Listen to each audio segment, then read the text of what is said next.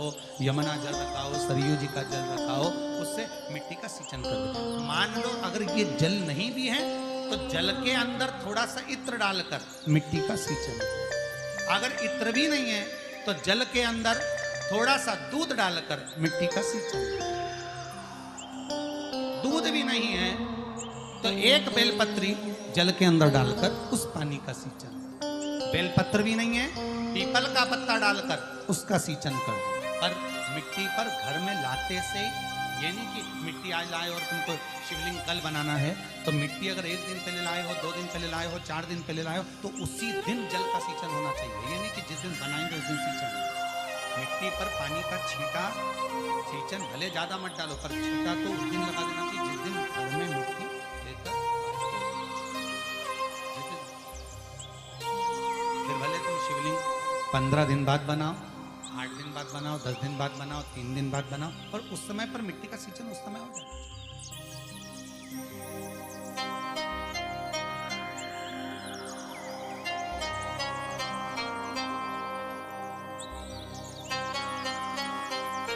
फिर का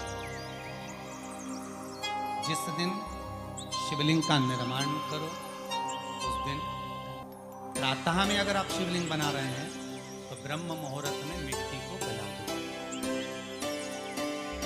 किस पानी से गलाना है उसका भी प्रमाणक, उसका भी शास्त्र वर्णन कर है। किस जल से गलाया जाए, शिव महापुराण की कथा कहती है अगर आपको आज शिवलिंग का निर्माण करना है, शाम को आप शिवलिंग का निर्माण कर रहे हो, तो अपने पानी का जो मटका होता है, हंडा होता है, रसोई घर में जहां पानी भर कर रखते हो उसके नजदीक में एक कलश जिसमें अलग से ताजा जल भरा जाए और उस पर प्लेट ढकी हो और उस पर एक चावल का दाना रखा हो, उस जल को लेकर आओ। थोड़ी देर रखा रहे, आधा घंटा, 2 घंटा, 3 घंटा, 15 मिनट, 20 मिनट, पर वो पानी वहां रखा होना चाहिए। रसोई घर में अन्नपूर्णा का निवास होता है, परिंदे के पास पितरों का निवास होता है। अन्नपूर्णा, पित्र सब रसोई घर के भीतर विराजमान होते हैं। शास्त्र कहता है 33 कोटि देवता एक समय के लिए, एक क्षण के लिए हमारे रसोई घर में प्रवेश करते हैं। इसलिए रसोई घर को तुम पूरे घर को स्वच्छ रखो ना रखो, पूरे घर को तुम साफ रखो ना रखो, पर रसोई घर एकदम क्लीन होना चाहिए, साफ होना चाहिए, स्वच्छ होना चाहिए। आज के जमाने में तो फिर गया, पर पहले जब मिट्टी के चूल्हे होते थे, जब चूल्हा बंद होता था तो उसको गीला कर कर, गोबर को या पानी में उसको गीला कर कर, एक कपड़े को गीला कर कर पूरे चौके को, रसोई घर को पोंछा जाता था। मिट्टी का होता था तो भी उसको पोता लगाते थे, पोंछते।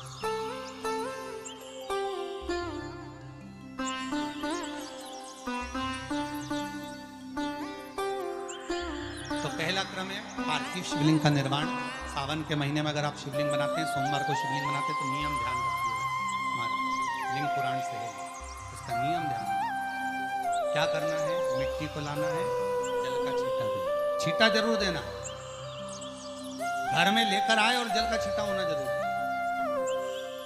2 दिन तक, 3 दिन तक मिट्टी रखी हुई है और उसके बाद अगर आपने पानी का छींटा नहीं दिया है और आपने डायरेक्ट मिट्टी को गला दिया और उसके बाद बनाया, तो उसका कोई प्रमाण नहीं।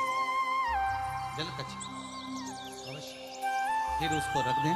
15 दिन बाद बनाओ, 4 दिन बाद बनाओ, 3 दिन बाद बनाओ, 2 दिन बाद बनाओ।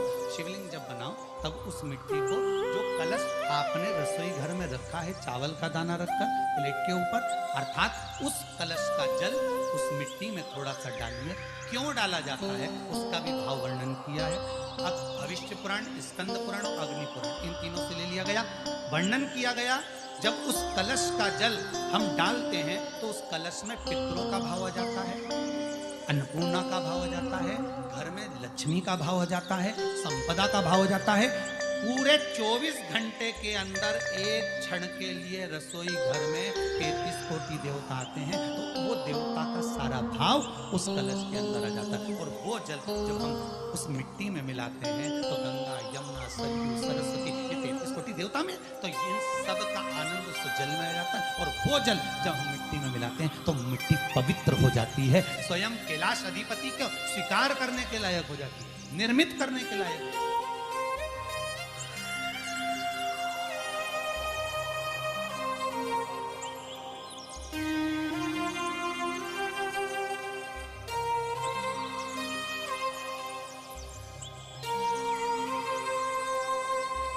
शिवलिंग का निर्माण।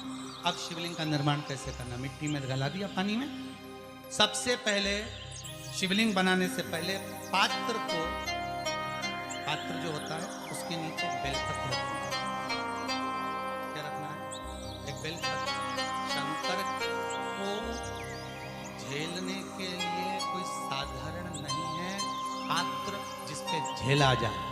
स्वयं गंगा शिव की जटा में और आप शंकर के शिवलिंग का निर्माण कर रहे हो, कोई साधारण नहीं है।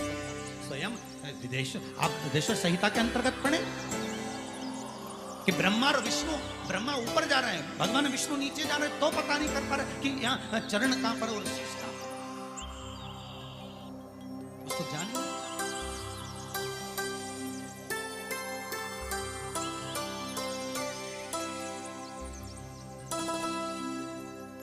बस एक बेलपत्र,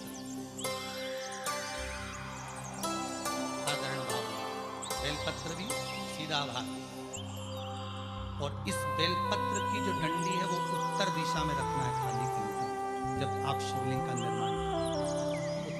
इसके ऊपर जो गलाई हुई मिट्टी है वो डाल दीजिए, और डालने के बाद सबसे पहले शिवलिंग का स्वरूप बनाना।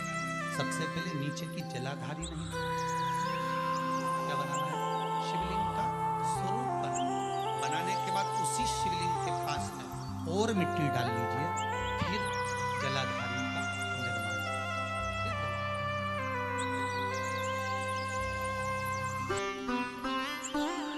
शिवलिंग जलाधारी निर्मित हो गई।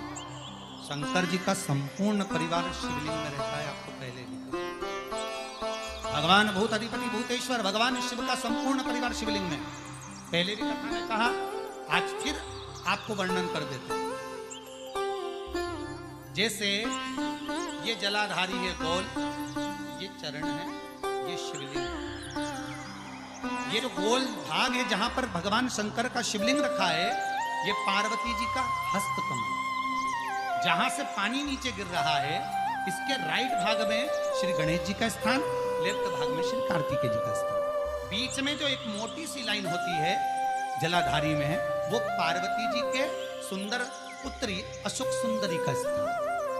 शंकर जी के ऊपर जो तिकोनी रखी रहती है, उसके ऊपर से जो जल बूंद बूंद नीचे गिरता है, ये जो पानी बूंद बूंद नीचे गिरता है, या आप कलश से जल चढ़ाते हो या आप श्रृंगी से जल चढ़ाते हो, तो ये जो पानी गिर रहा है, ये शंकर भगवान की 5 पुत्रियां, जया, विषहरा, शामरी बारी, दोतली और देव, ये शंकर जी की 5 बेटी, 5 पुत्र। कार्तिकेय भी है, गणेश भी है, अशोक सुंदरी भी है, शंकर जी की 5 बेटियां भी हैं, शंकर भी है और पार्वती भी। अर्थात शिव जी के परिवार में आपको गणेश जी की पूजन अलग करने जाने की जरूरत नहीं पड़ेगी, शंकर के परिवार में पार्वती जी की पूजन अलग करने जाने की जरूरत नहीं पड़ेगी, कार्तिकेय की पूजन अलग जाकर करने की जरूरत नहीं है। शंकर का परिवार शंकर के शिवलिंग के साथ में उस जलाधारी में संपूर्ण परिवार शंकर का विराजमान है, संपूर्ण परिवार, कुछ नहीं,